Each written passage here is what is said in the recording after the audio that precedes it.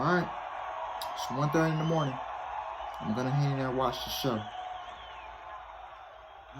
So Seth, this all started between us 7 years ago, when you tried to use me as a stepping stone to notoriety. You spring forward 7 years and we find ourselves in each other's way with a need to become Universal Champion, which you cost from happening.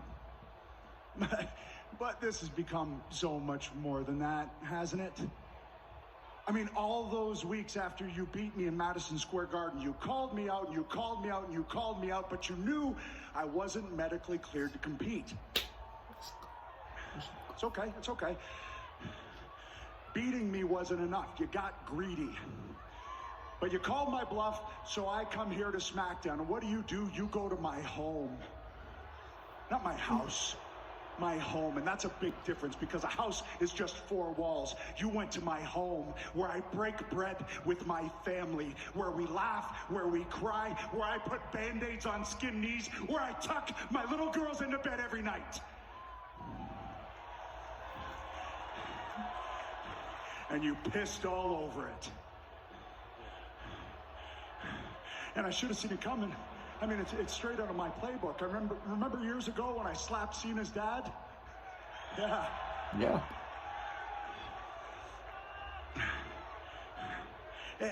And here's the thing with you and I. I underestimated you. I did. I underestimated you. And I shouldn't have done that because that would be like underestimating myself, and I never do that.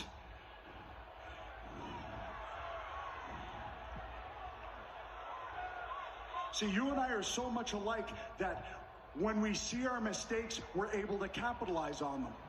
So at SummerSlam, you underestimated me, and I beat you decisively.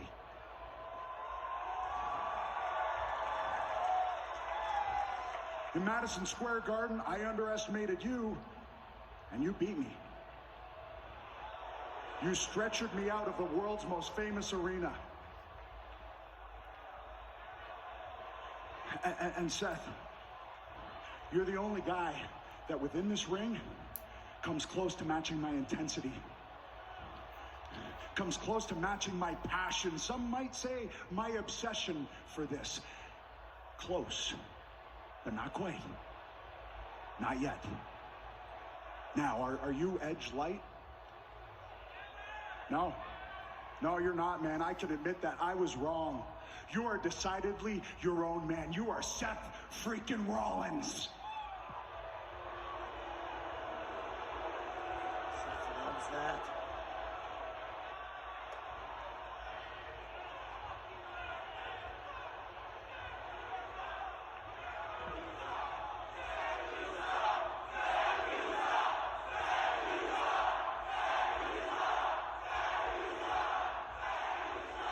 But because of that, I gotta end this.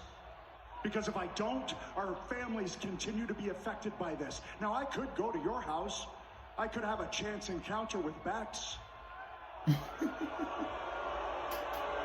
mean, heaven knows we have some history.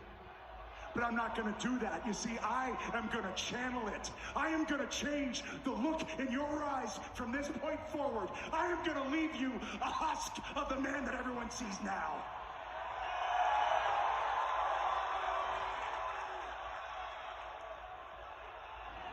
See, Seth, a few weeks ago, you said that you felt sorry for me, and that would be a mistake. Because you never feel sympathy for a devil, and that's what we are. And I damn sure won't hesitate before I put you down under my boot. I had my moment of doubt and pain. It's done. I will not hesitate. I will not have a second thought about it.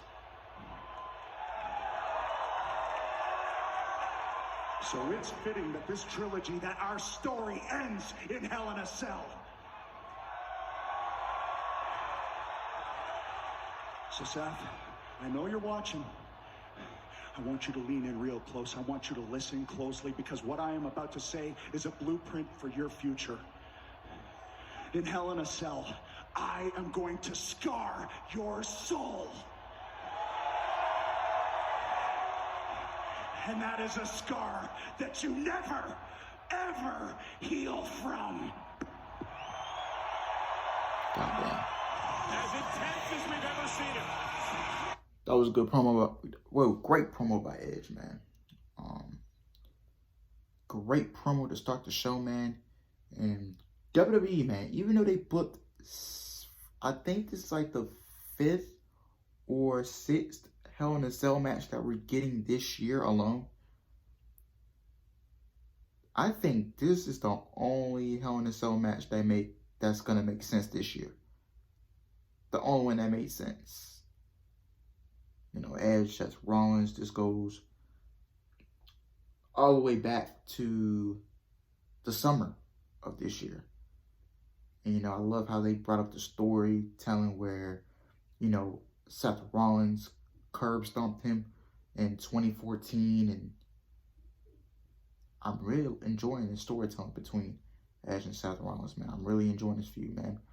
I think Seth Rollins and Edge is their best feud on the main roster this year. Outside of Roman Reigns' feuds, the Seth Rollins and Edge feud was the best one on the main roster. Outside of Roman Reigns' work. Because Roman Reigns, you know, 90% of the time has the best storylines on the main roster. But Seth Rollins and Edge, whole nother level, man. I cannot wait for their match on Thursday. And we'll see what happens.